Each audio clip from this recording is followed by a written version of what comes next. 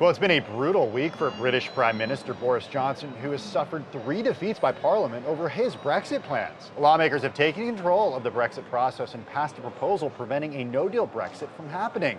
Today, Johnson will make his case for another election. Joining us now is Nile Gardiner, director of the Margaret Thatcher Center for Freedom at the Heritage Foundation and a former aide to British Prime Minister Margaret Thatcher. It's so great to have you back on the show. What happens October 31st if there's no extension from the European Union? Well, that's a very good question. Britain is still, of course, on course to leave the EU on October the 31st, despite all of the developments this week. Certainly, the Prime Minister has been put in a very, very tough position. The Prime Minister has made an appeal for an early general election on October the 15th. The Labour Party, the opposition parties have not supported that call. The Prime Minister, I think, will be reiterating that call later today publicly in a direct speech to the British people, and also he will be urging another vote on Monday in Parliament, calling for a general election. Boris Johnson has made it clear he will not seek an extension to Article 50 of the European Union Treaty. He is committed to leading Britain out of the European Union on October 31st.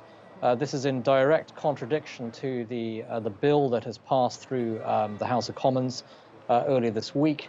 So I think we are in a real stalemate situation that can only be resolved by a general election. But Jeremy Corbyn, the leader of the Labour Party, is refusing to back a general election, not least because the polls are showing that the Conservatives actually would win a significant majority in a general election. So the Labour Party leadership is running scared at the moment. Nile, so is that it? Is it the general election that could seal the deal and get a no-deal Brexit come October 31st? Is that all that needs to happen?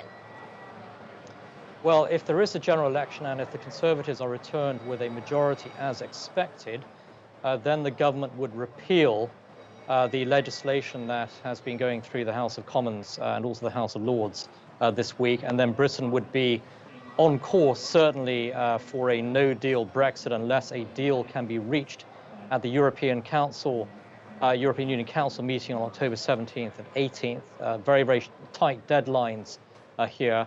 But also, I think that has to be borne in mind here that the motivation of those who are seeking a delay to Brexit, an extension of Article 50 until the end of January 2020.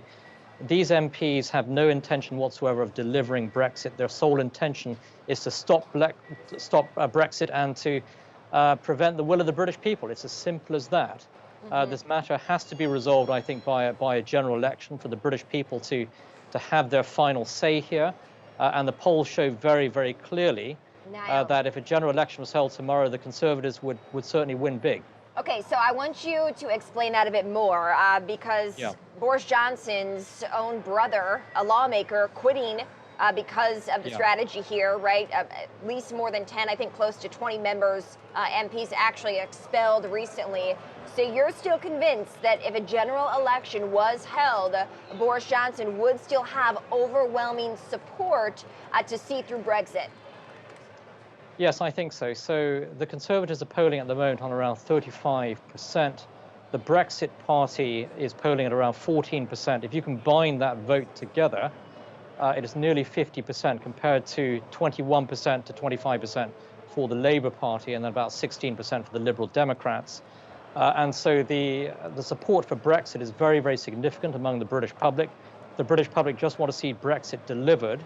And I'm in no doubt that if a general election were to be held, there would be very, very strong support for delivering Brexit on October the 31st. And so I think that there is still a strong chance of Britain leaving the EU. Sure, Niall, very quickly. 31st.